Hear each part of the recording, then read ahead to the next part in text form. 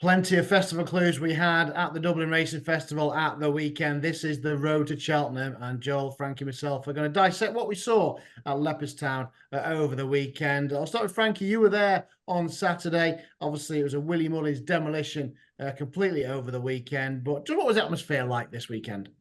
Yeah, class. I think I got the better of the 2 days on Saturday. It was still the Willie Mullins show, but there was a few outsiders winning. Got to see Galopin Des Champs as well, and a few favourites were overturned. It seemed more competitive on the Saturday. The crowd was buzzing.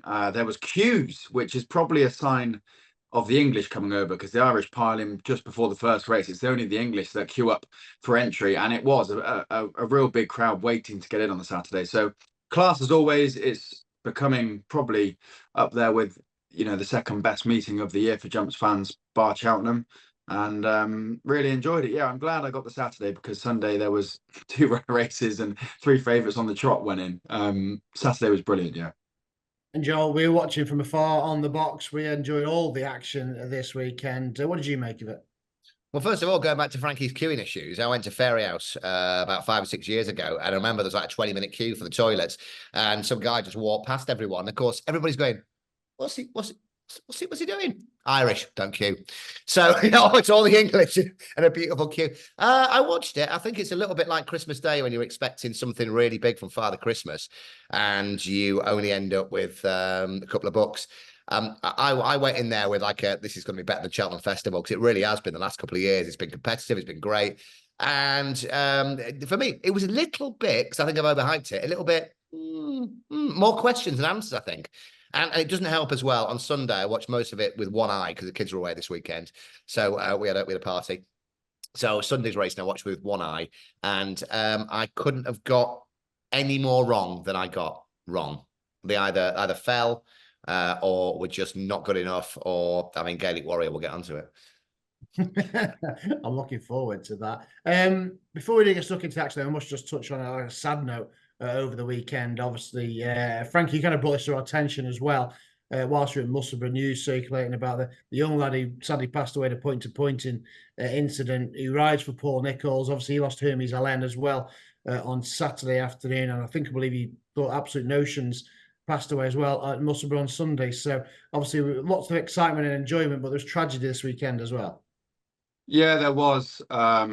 Really sad weekend, and we talk about the highs and lows of racing, but I think it goes beyond that, doesn't it? What happened to Keegan at the weekend, and thoughts with the Nichols yard and everyone concerned, and as well for owners of horses as well that were lost over the weekend. It was tough news to hear for jumps fans across the weekend on a sadder note on a big weekend. Yeah, we echo those thoughts. Obviously, thoughts and condolences with the Ditch Yard team. And Joel, obviously, Paul and Harry Cobden had a 4-timer at Musselburgh on Sunday, but there's actually scant consolation to what happened to them. Yeah, we were in the WhatsApp group, and Paul Nichols won the bumper with Harry Cobden aboard, and the other horse was fatally injured at the line. And I was watching it, and I thought they were devastated because the other horse had lost. But obviously, that was the point where Paul had told Harry that Keegan had passed. 25-year-old lad, and Paul paid a lovely tribute to him on Twitter. And it's sometimes you think about it, and I'm always laughing and joking, but you look at it and you go, what are we doing here? Sometimes, it's a tough person sport, and we know one of the side effects, one of the problems is that people do get injured, like Graham Lee, and lose their lives, and also with the horses, and it is the ups and downs. But when you see a 25-year-old lad losing his life like that and a point-to-point, it just puts everything into perspective. And winners don't, you've done your tenner at the weekend, it doesn't really matter.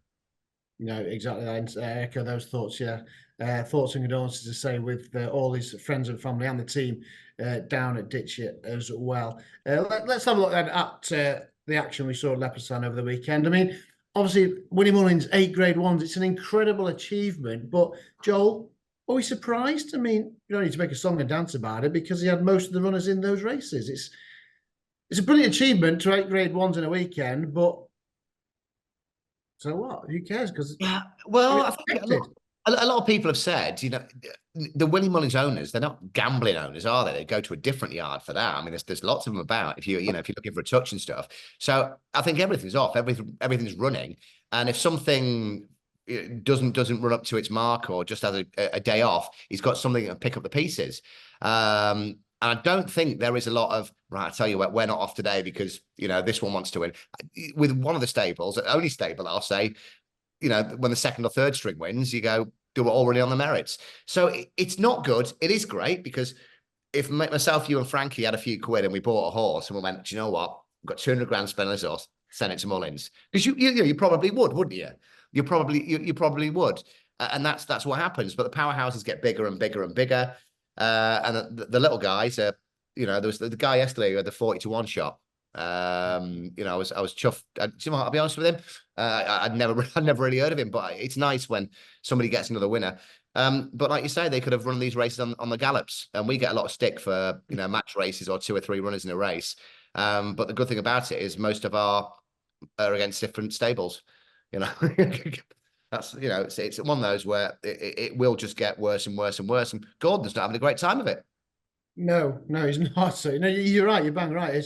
It's a great achievement, as I say, but it was kind of expected. And Frankie, obviously, dominance from Mullins over the weekend. Do we expect his dominance to carry through to Cheltenham as well? Because the market's suggesting it will do. I think so, yeah.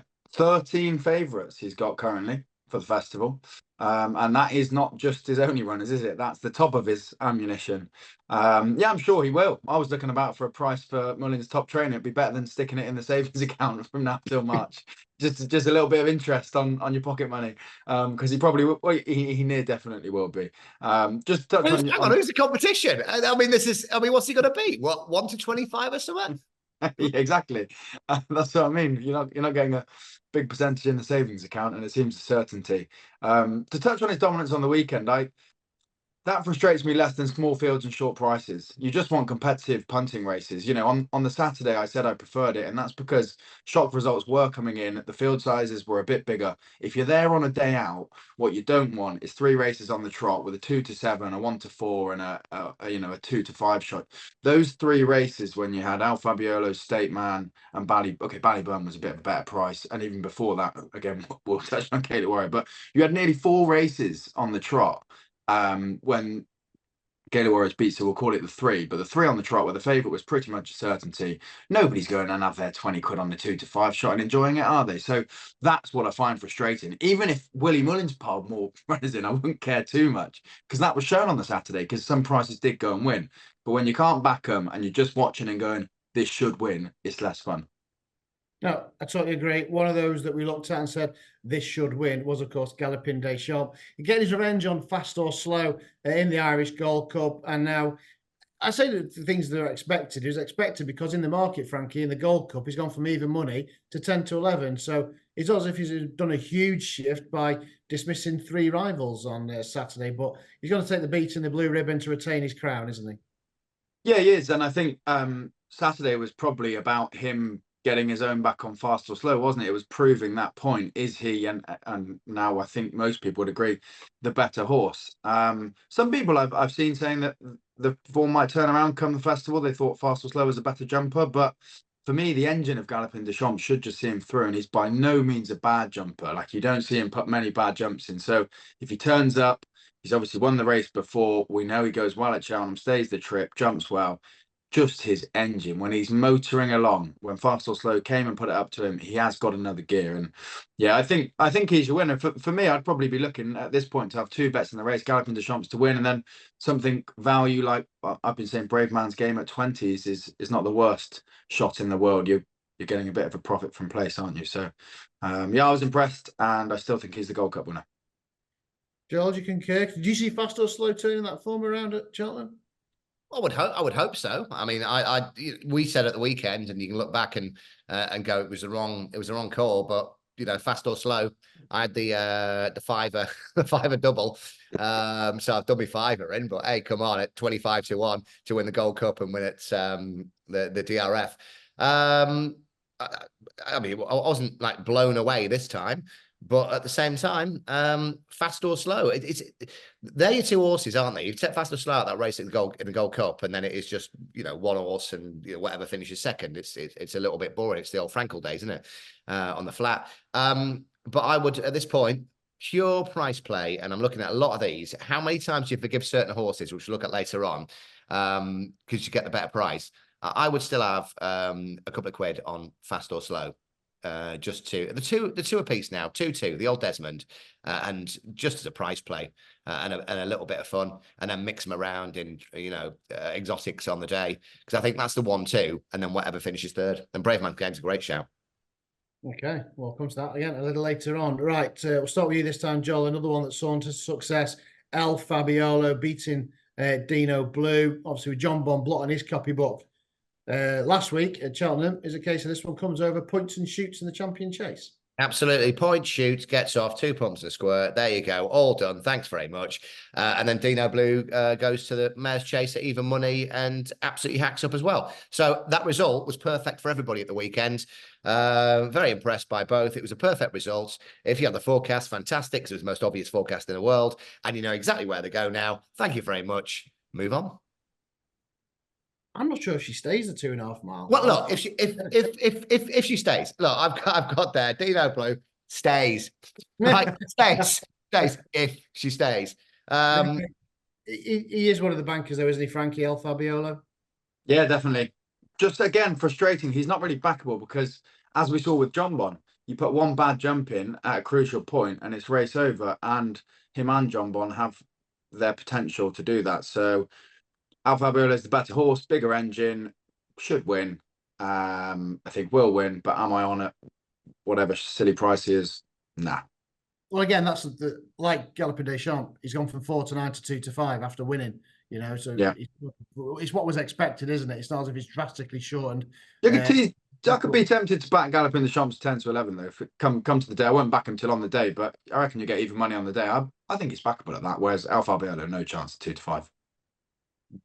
Right. Okay. Right. Well, some people think a banker in the champion hurdle. I know Frankie does. What do you make of Stateman, though? Good. Just not good enough to be Constitution Hill.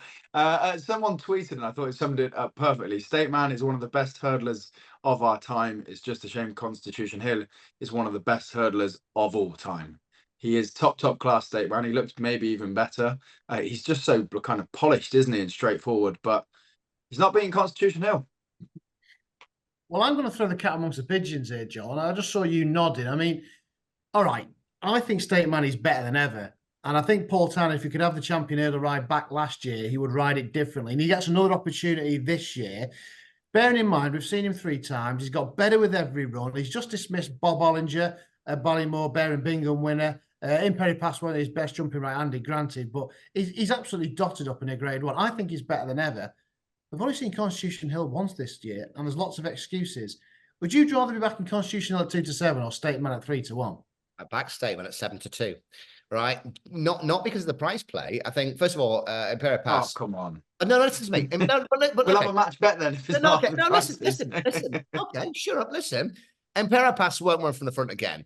On New Year's Day at Cheltenham, when I was there, I backed Marie's Rocks. I thought that was a day, beaten by Bob Ollinger, who at the weekend I thought probably ran the best race in 2 years. That was pretty much back to the best. Then we look at, right, I mean, Twitter, X, is a cesspit of morons with 0.1% of good stuff. Now, if you go through it and you just type in Constitution Hill, right, the horse isn't alive, right? The horse has had a wind operation. The horse isn't fit. The horse won't go to Cheltenham, whatever. If you believe any of that stuff, you start going round in circles. But at this point, exactly what you said, Frankie, this is one of the best horses over hurdles of our generation, Stateman. I don't think Constitution Hill is going to turn up. I think we're going to go down there because Nicky doesn't like running them anyway. Let's be honest. So if he doesn't turn up, Stateman's going to be 1-20, isn't he? In this race at 7-2 with an improved. The horse has definitely improved, and with a better ride this time. Well, if Constitution Hill turns up 80% fit, you know what happens. But we're taking 7-2, 3-1, or whatever it is on the other horse not turning up, or the rumored issues. Anything. I think you are absolutely nuts if you are back in Constitution Hill now, as of now, On the day, yeah, fair play, but come on. If he races, he'll win. He's the each way account closer, isn't he? Well, yeah, I mean, we were saying, you put it in there, so you get quarter of the odds. Anytime I keep getting the alerts going, it's 4-1. Here we are. It's a bet to now, isn't it? But yeah, that is a very fair point. You get most of your money back, and he's guaranteed to come second. So if there is a bet, it's Stateman each way, because you get nearly all of it back, and he won't be out of the places. So I agree with that. But if Constitution Hill is there, he will win for me. Yeah, he will win. Do you agree maybe in Impera Pass as well? They tried it front running. That won't happen again, will it? No. I'm interested maybe getting back at Punchestown or Fairyhouse or something, because he did Fairyhouse, didn't he? Fairyhouse, yeah. That was a bit of an issue. But no, I generally think there will not be 9.5 lengths between Stateman and Constitution Hill this time around. There may be about 50. Well, there won't be. They're about 14 miles because he's still being stable. Getting massaged and rubbed in cotton wool. That's it. That's the thing in it. It's all about opinions. But I was really taken with Stateman.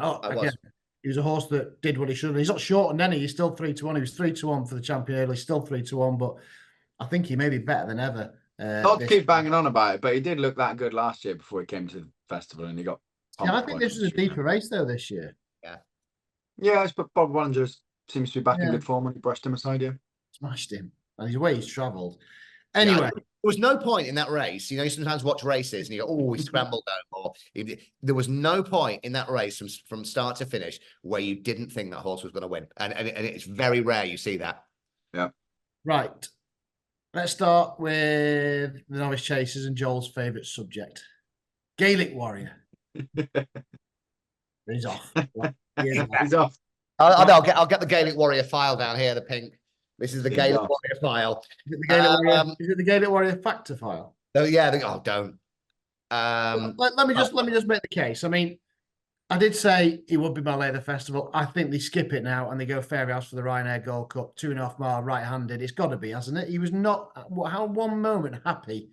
He jumped the first couple okay. Then he tried to go for a pint in the stands on the first circuit, and he pitched Paul Townend on the second circuit. Yeah, I don't want to agree with you, and I hate saying I agree with you, but I probably agree with you. Would you not have a little go though? Would you not? They're bringing the massive boat over, so it's a cruise ship of Willie Muller's horses. You might as well stick it on there, aren't you? Just see what happens and pull him up, which I thought Paul Townend should have done, to be fair, because he was leg weary.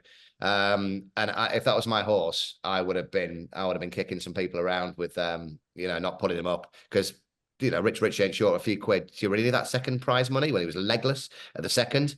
And also I was a little bit angry because it is my favourite horse in training, and everybody who told me it wasn't. Look, I don't know what you do now. I don't know what you do. I won't win at Cheltenham jumping like that anyway. All right. Hey, thanks, Cluso. Right, well, look, Frankie's asked for people to get on his Instagram and give him some opinions. We'll talk about them later on, but I want to mention, is it B. Halewood or Balewood, who says, Gaelic Warrior, don't give up on him. Richie said he didn't want to race yesterday. Mate, are you blind? Are you blind? He does not want a left-handed trap. We said this a long time ago. Well, he didn't look right. He didn't look right yesterday. He didn't look right. Because he wants to go off into the stands. He wants to go off into the golf course. He doesn't want to go left-handed. Yeah, Dublin Racing Festival for me was the chance. It was the chance for the optimists. Everyone said he won't go left-handed. You got one chance at the DRF to figure it out before Cheltenham, and if you're an optimist, you thought, okay, you can do this. Let's back him for both. And it hasn't happened. And you've got to pull up stumps and say it hasn't happened. Quit whilst I don't know if you're ahead or behind, but quit whilst we know what swap. The same colours. We had this massive debate about Shaka Baswell will not get up the hill. I'm going, it will not get up the hill at Cheltenham. Will not get up the hill at Cheltenham. Will not get up the hill at Cheltenham. He didn't get up the bleeding hill at Cheltenham. Exactly. DRF was our chance as Gaelic Warrior optimists to see for ourselves, and we saw for ourselves it didn't happen. So we've just got to, we've got to take this one as a loss, unfortunately. Oh, but again, let's go to the cesspool that is Twitter X. It was a bent race from the start. You know what I mean? There's the certain races that you look at and you go, oh, I saw that, but yeah, I'm not on about a match race. So. But in a roundabout way, this is the interesting thing, is that now Factor 5 is 9-4. He won a walkover in the end. As I get it, where he kind of pulled down and knew what he's going to do down the back straight. So your Factor file He's it's his second win over fences. He won a beginner's chase. Then he's just won a match, and now he's 9-4 for the Turners. I know you just said, Frankie, on our WhatsApp group, he could go off short because nothing else is going to run. Horses might start putting their hat into the Turners ring now. I mean, he's not done out. He's not done out. Ginny's Destiny has collapsed now into 11-4. Would you rather have Factor File or the hardened Ginny's Destiny at a similar price? I agree. Yeah, I can see your point. Ginny's Destiny is hardened, a course and distance winner, taking the same route as last year's winner. Fair bet, really. I was, as you mentioned in the chat, I was flicking through. Ile Francais won't run. So you've got Factor File at top of the market. Ile Francais won't run. Ginny's Destiny, a C&D winner. Gaelic Warrior, we've just decided, has no chance if he's jumping like that. Facile Vega might never win a Grade 1 chase in his life, despite William Mullins having him as his favourite horse. Grey Dawning will go 3 miles. Illy Thompson will go to the Arkle. Grange Clare West should go 3 miles. Founder 50 will go to the Arkle. Hiroka's had setbacks. Corbett's Cross, the National Hunt Chaser. Nick Rocket's been beaten, I think, by these, not good enough. And then Nickle Back, who we'll speak about. So I've gone through about 10 horses, and there's 2 in there. One's Factor File at 9-4. The other's Ginny's Destiny, who has been really impressive. Yeah. And then there's just a load of horses that I really doubt will go. So, yeah, if you want a bet in this race, I suppose you want to start doing it before things cut up and trying to basically decide who will go, and Ginny's Destiny is pretty much nailed on to do that. And Gaelic Warrior will go for the King George, obviously, and we'll finish second. I mean, it should be a great race to the French horse. So it's one of those.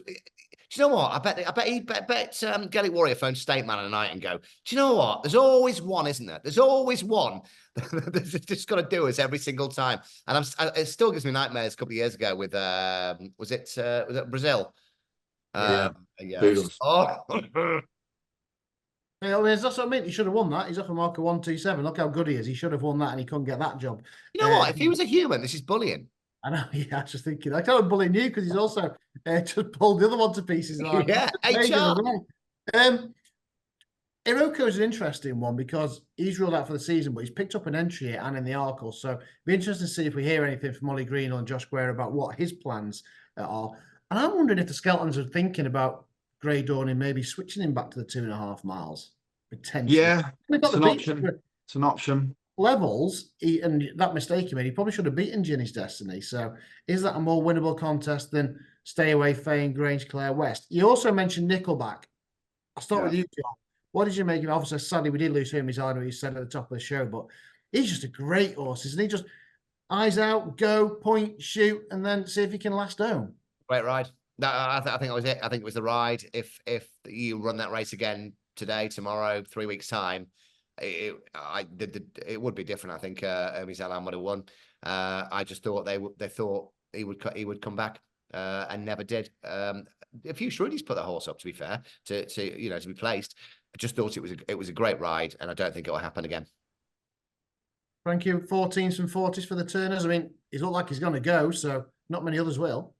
Yeah, I think he's taking advantage of flat tracks, mind. Cheltenham will be a bit different. He's won at Stratford, Newbury, ran well at Kempton. I don't know if he won at Kempton. Oh, he didn't win at Newbury. He's come second at Kempton. Yeah. But he's been running on pretty flat tracks, and we know his game. Maybe Cheltenham's undulations will just blunt his galloping speed a little bit. And he has to last home with the hill factored in as well. So he certainly makes it interesting, though.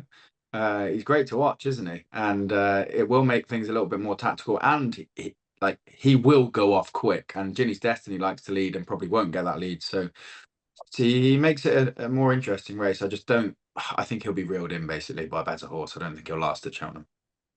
Let's talk about the Arkle then, which, although it's Irish dominated, it's still now wide. Well, it is wide open, more wide open than it was 48 hours ago. Marine National tasting defeat for the first time. I'm not sure all was right. I don't think Michael Sun was ever happy with him throughout, but he's 5-2 now. I couldn't entertain him as much as I love the horse after that performance. Ante-Post Bets won 4-1. Founder 50, who you like, Frankie, is at 6-1, and the same Marine National out to 5-2. All of a sudden, a wide open look to it.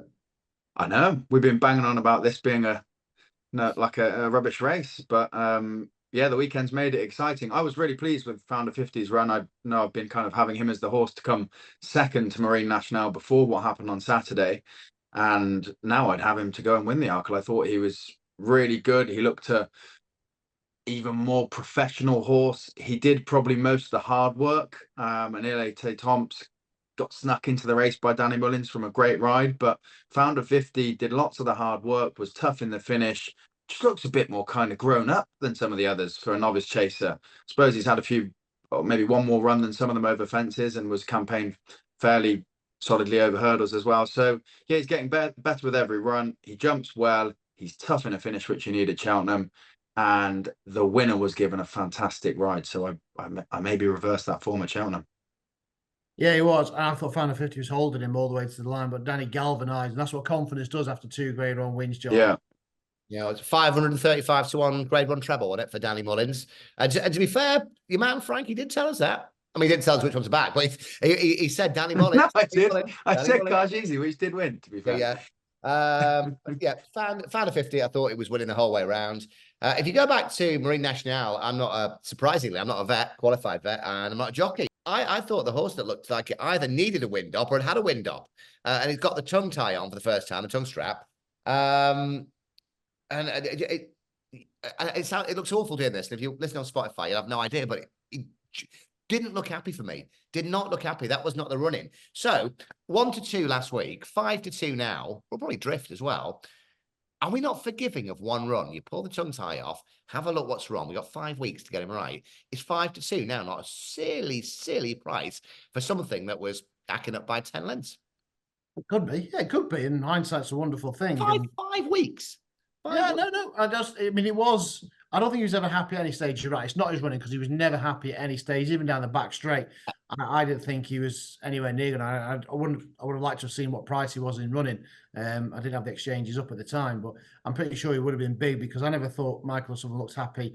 Certainly when he entered the back straight, and he tended to jump right a little bit as well, which would be a concern coming to Cheltenham. But you are right. If you can forgive that one run, if he'd have gone straight there to the Arkle, he'd still be odds on. So yeah. That was my point. Like we're always saying they need a run. Hence, and then everything falls into one place. So if Constitution Hill has run a DRF at weekend and had not performed, needed the wind doing or whatever it was, he's then drifting. So it's a Marine Nationale thing. So we've seen the horse. It's put one bad run, and it looked like a wind problem or something. Not as a vet, but that's what looked at me. 5 weeks, sort it out, come back 5 to 2. Oh, come on. If you fancied it before, you can surely forgive a horse one bad run. Yeah, no, it's a fair shout. It is a fair shout. So you're keeping the faith in Marine Nationale, Frankie. Yeah.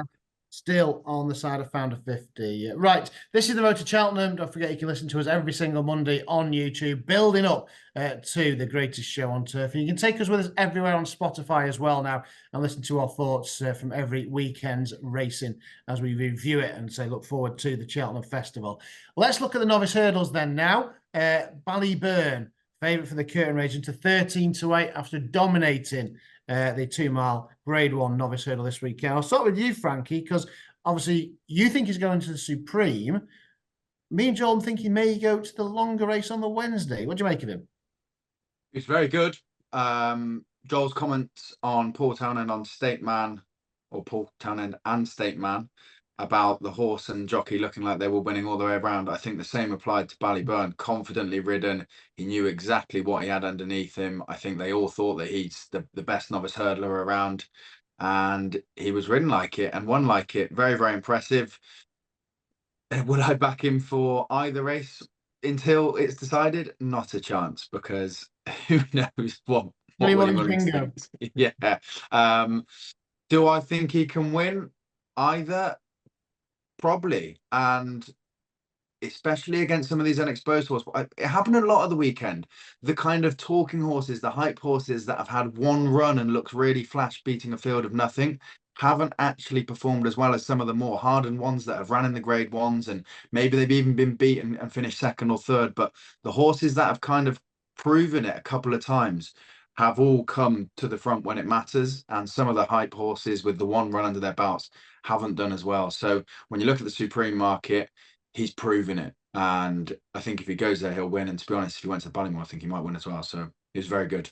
Yeah, he's favourite for both, 13 to 8 for the Supreme, Joel. But with him not jumping the last flight, I was wondering if that was more of a stamina-laden performance. Look, I really like Slade Steele, who was in second. He couldn't hold a candle to him. But if he was to go Supreme, I think he'd have a big chance in the Wednesday race. But wherever he goes, he's going to be favourite. But I just thought he's already won over 2.5. Maybe that may be the way to go.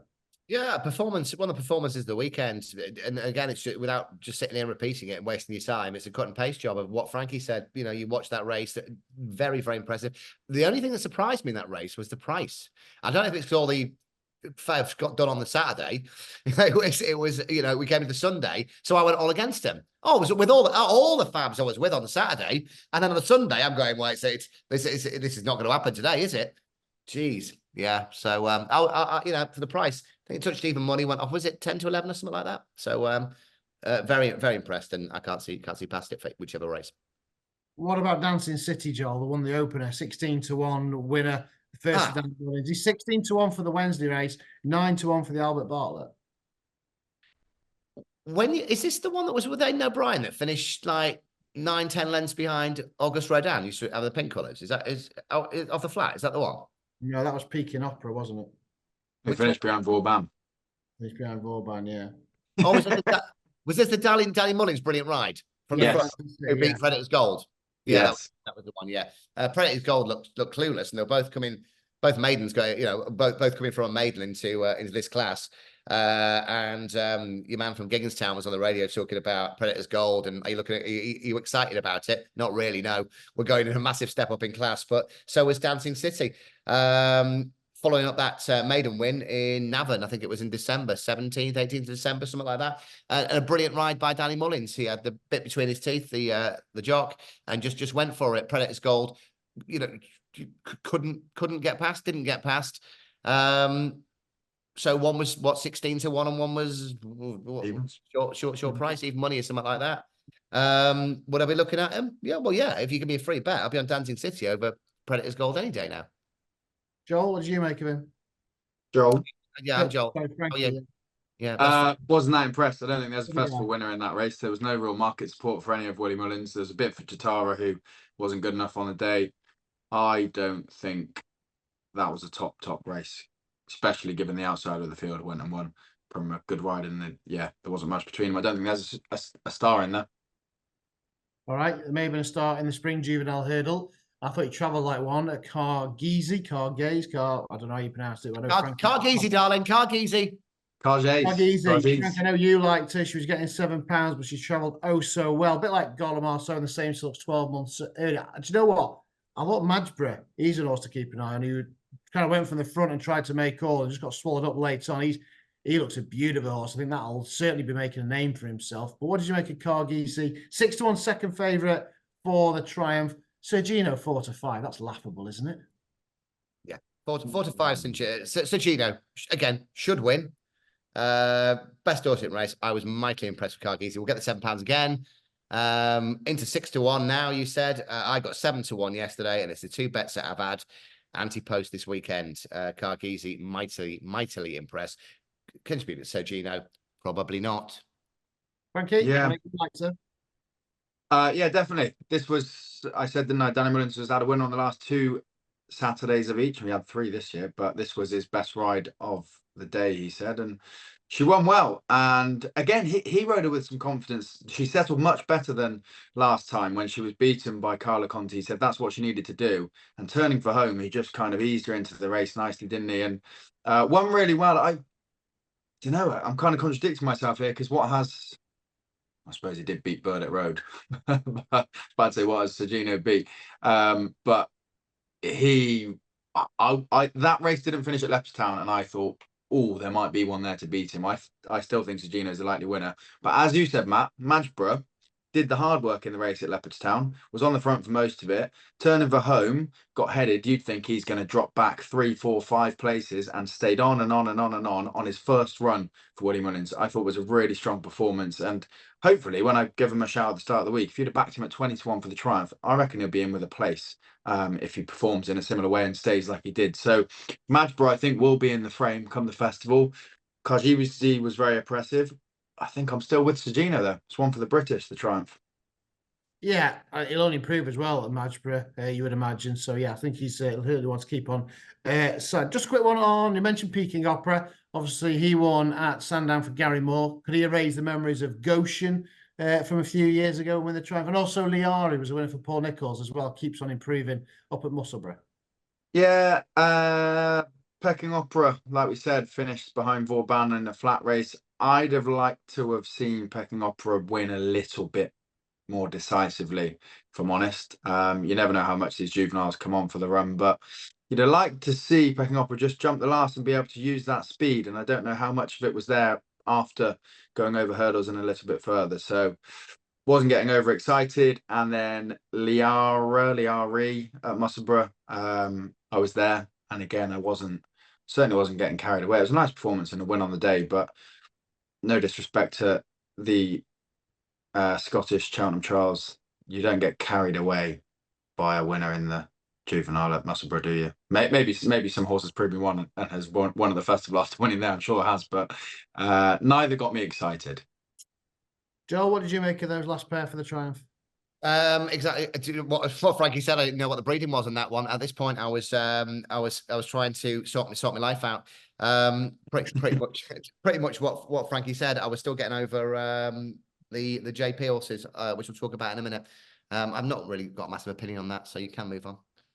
Right. Okay. So Frankie did invite you guys out there in listener land to give us your thoughts on the festival, what you fancy as well, whether you like or what you don't fancy, what you want to put a line through as well. And Frankie, you've had a few come through as well of late. I'll go through them and we can pick them apart. Luke Syret, 2002. He says £5 each way on Love Envoi for the Mayor's Hurdle. I can buy into that. Yeah, she's like a nap to place, isn't she? I think we've kind of said the same. The only thing I got wrong is I thought she'd shorten after Lossiemouth maybe wasn't going to be as good as she was. So I was hoping that you'd get 10s and that would be the best price. I don't know what she is now. Maybe she is still 10s, but 14s. There you go. So each way, I think she'll be in the places. She's tough. She won it last year. Fair bet. You get some pennies back. I 100% agree. Each way better the festival or your place better, whatever. Absolutely. Yeah, Luke, we both like that one. Well done. Lehigh00 just says Sergino.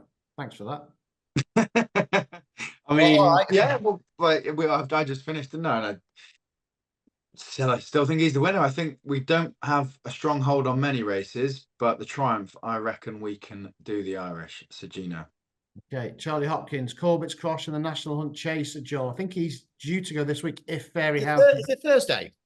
Wednesday, but they're inspecting because of the expected rain. Well, therefore, it's Monday today. You wait Tuesday, and then Wednesday evening you make your decision. If you think it wins on Wednesday or Thursday, whatever it is, then place your bet now. If you don't, keep your powder dry.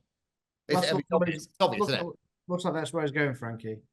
Yeah, I think so. And as Joel just said, probably back in before the race. I put him up a few times, didn't I, previously, and big fan of him. He was done by Grange Clare West's monstrous performance at Leopardstown, but he still finished second out of the bunch in what was quite a patient ride. So I think he's a stayer. I think he's tough and probably the right race for him. Okay, Joel. It's the opposite way of me. I put Joystick up in the champion bumper at 20-1, and I said, look, if he runs a brilliant race at the DRF, then you're going to get half the price, a quarter of the price, because that's what happens. If you stop the race 3 furlongs out, he was going to be 7-2 favourite. I think he's now 50s and probably won't run. Joe Leake says, stay away, Fair the Brown Advisory. Really likes running the Cotswold Chase. Yeah, I can see that. I think he's solid, if unspectacular, Joel. But where will Stay Away Fair go? Brown Advisory. Do you think? Yeah. Yeah, he will. Okay. I mean, I kind of agree. I think the National Hunt Chase may be best. I think he's just an out and out stayer. And... I've got him down in the National Hunt Chase. I mean, that's where I'd send him. No. Well, I was thinking like he could get easily Gal pace in a Brown Advisory. He just looks out and out stayer, doesn't he? He's a 5 mile plodder, isn't he? Without being horrible. the Bartlett winner. Yeah. A high class plodder. It's not a sexy race, though, is it? The National Hunt Chase. If you owned him, you wouldn't be going there. No way. Who cares? Well, okay. I'd like a festival winner, personally. I want a festival winner, but it's got to be a. Who cares about the National Hunt Chase? Come on, it's not exciting, is it? You go for the Brown Advisory with Stay Away Fair, surely. Was a good run. It was an excellent run, yeah. Obviously, an open company. Right, Blazing Rag Ben just says Dino Blue. She's a bit of an enigma because she can't be El Fabiolo. If John Bond doesn't go, if he decides to go for the Ryanair, does she come in as a JP runner? Does she? If she goes for the mares, 2.5 mile, that'd be my negative about John. We discussed this earlier, didn't we? Yeah, you put that, and I put stays, and you with a question mark. But if she stays, even money. That's what you're looking at. Everything was sorted this weekend. Goes to the mares hurdle, even money. If she stays, she wins. If she doesn't, you've done your tenner.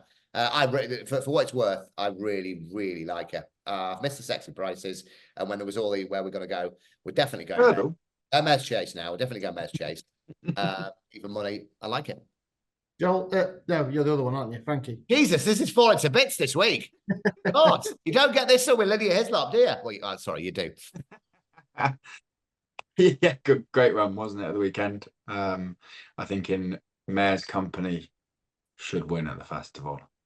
Right. Okay. So we were quite kind there. We're quite supportive of our. Yeah, I know, but obviously we had B Hellwood who we ripped to pieces earlier because he says Gaelic Warrior. And yes, he probably wasn't watching at the weekend. No, the Gaelic Warrior flyout is here. Yeah, the fact that's all the Ante-Post slips. Yeah. Is it right hand? Does it open to right-handed? It does. Yeah, that's it. It won't go that way. Right then. Our fifth Ante-Post picks are due now. I know, obviously, we usually send these in to each other to have a look at, but Joel has decided to not this week, so I'm going to make you go first. Well, it's because I got it down to 2, right? And because I put Joystick in the champion bumper last week, I didn't want to go for another champion bumper, but Jesus, was it Gerborn Macham, the relative of Joya Macham? I mean, this is a great. This race at DRF is a great indication for the champion bumper, isn't it, at Cheltenham? I think it was Kilcrow who came second in the champion bumper, and A Dream to Share, who looked fat as, by the way, at the weekend. I thought it was Matt in a green and yellow. he was like on a stag do. Yeah, it was like Matt on a stag do. God, he was fat at the weekend. No, this one well, didn't it? I really like that, but I've already put my champion bumper horse up at 20s, which is probably now 200s, not going to run. So my other one, and again, was this the target on at the weekend? The JP horse with Connor Stoll Walsh on that finished that fell at the last. Percival Legal. Yeah. That fell at the last. JP had 77 horses in there and 76 weren't off. Now went off at 132. We just need to wait for the mark on this. 132. So it'll probably go up £5 or so, £5-6 because it jumped. It's half jumped the last. Then we'll get the little bit extra. So it's probably going to end up at about 142, 143, something like that. I was going to put us to Kim Muir. Are you with me? Are you with me or against me? There's a ceiling in the Kim Muir, 140, I think. Yeah. So 132 fell. So I'm just looking at that hooky thing of like, you still get raised, don't you? Yeah. And then you get your UK, Irish stuff on top. Please be nice to us, sort of. So if we can get like 139 on there, have you got prices up there? No, not yet. I don't know where he's going to go. The handicap punches on, and he's one that I can't. Would he go? And he could go Kim Muir. He could also go. That was a nod that I had for Kim Muir. If you don't want to do that, I'll go Cargisi then to beat Sagina. No, it's whatever you like. What are we doing? No, if you haven't got a price, there's no point me sitting here making them up, is it? I'll find a price for you. I'll tell you, I'll find a price. Frankie, what are you doing? £1.50 for the Arkle. I've been with him as he's progressed, and he got even better again at the weekend.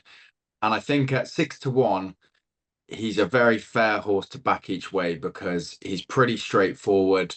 He can go from the front or up with the pace. He jumps well. He's tough in a finish. I think he'll be there or thereabouts. And in what now could be a wide open Arkle, may even go and win it. And we know he's going there.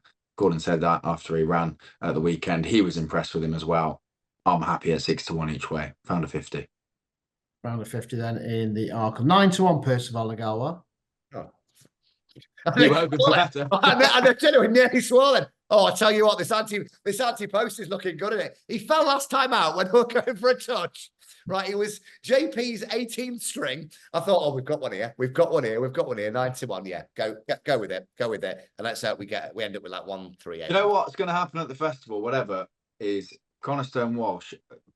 Poor lad. All we seem to talk about is him falling off. I guarantee he rides winners at the festival. He will stay on board when it matters. No. He was on like Conyers Hill in the hurdle this weekend, and that made a horrific mistake. Was it 3 out, 2 out? Or did he get hampered? He probably got hampered. He had no luck anyway. I remember that. I think what was it, his first 2 rides at Cheltenham, and Fitzy gave it the ITV. Wow, this lad's the next best thing here, champ. He's brilliant. He fell off both of them, and every time anybody said how great he is, he's fallen off. He's fallen off. So don't say he's any good because he's in next coming of his luck will turn when it matters. I'm going to back him at the festival. Yeah. Okay. All right. You'll find something for the Martin Pipe for him, won't they? Yeah. All right then. Here we go. Hang on, drum roll. This is a good one. This one. Well, no. Oh, look, Galopin Des Champs will probably win the Gold Cup. Of that, we know. But something's going to come second and third. And Monkfish. Yeah, fish cake. As time has ticked by, I'm just warming to the chances of Corrick Rambler. I'll say something's going to stay on. This, it's a stamina sapping trip. Thanks, Joel. Look, he's 3 from 3 at Cheltenham. He's 4 from 4 in the months of March and April. I've not seen an easier Grand National winner for quite a while. He was idling in front of Fast or Slow when he beat him in the Ultimate. He only beat Minek and he's £4 worse off, but he was idling on that occasion, and he's 3 times the price. He's disappointed twice this season. Disappointed. He wasn't beaten too far. He wasn't far behind Brave Man's game in the Betfred chase, despite not being knocked about. He loves the track. He loves the time of year, and I think at 20-1 each way, I think he's a knocking each way bet. Something's going to come second and third. I don't trust Shishkin.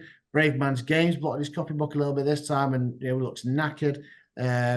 Hewitt, doubtful on the ground. Look, there's 18 entered, and I think I counted at least a maximum of 12, I think, will line up, and maybe even less. So I just think that he's in 4-1 a place right now. He's definitely going to go. He's probably going to go straight there. I think he's an interesting shout. I hate to agree, but he likes to pass horses as well, doesn't he? And when some are starting to slow down and stop, and it all how starts often do we see this in the Gold Cup? When they go, how often do we see this at the bottom of the hill? They start to wilt. You've only got to give him a nice hold-up ride, and you know that he'll run into a place, don't you? I mean, look, he finished the Grand National full of running. He was an easy winner of that, and he had the Ultimate last year. 3 from 3 at the track, 4 from 4 in the months of March and April and the spring. He'll do for me each way. No, I honestly couldn't put you off, and I was the person. All about opinions. Yeah, it's all about opinions, because otherwise the bookies would be skinned, we'd all be rich, and there'd be no industry. Well, there nearly isn't. But I actually do. I do agree. I think it's great, and also Dr. Fox, Derek Fox, has come back from injury, and he's having a fantastic time. He's looking better than ever. He doesn't look like a guy that's been injured. He's come back going, hang on, that kid it was taking my job here. I'm going to have to put a shift in. He has been phenomenal. So fair play to Dr. Fox. That kid's gone to do catchphrase now, hasn't he? Oh, Steve Mulhern. Yeah. Right, boys. Thanks for joining us. We've picked apart the DRF and some of the action over here this weekend. Join us on Friday. We'll look into Newbury. It is Super Saturday. Shishkin in action in the Denman Chase. We've got the Game Spirit as well, where Edwardstone is set to reappear, and the big handicap middle as well. And the action at Warwick. Yeah, who exactly? Well, could have said Constitution Hill. That is who. Where is he? Where is Constitution Hill? Even Frankie doesn't know, and he's his #1 fan. Join us Friday. This was The Road to Cheltenham. Like, subscribe, comment if you agree with us. Comment if you don't. If you think we're talking absolute rubbish, let us know. And join us next Monday for our next installment of The Road to Cheltenham. And, of course, Friday for the Punter's Guide. Like, subscribe, Betfred YouTube, and listen to us on Spotify. Thank you for watching. Enjoy your week.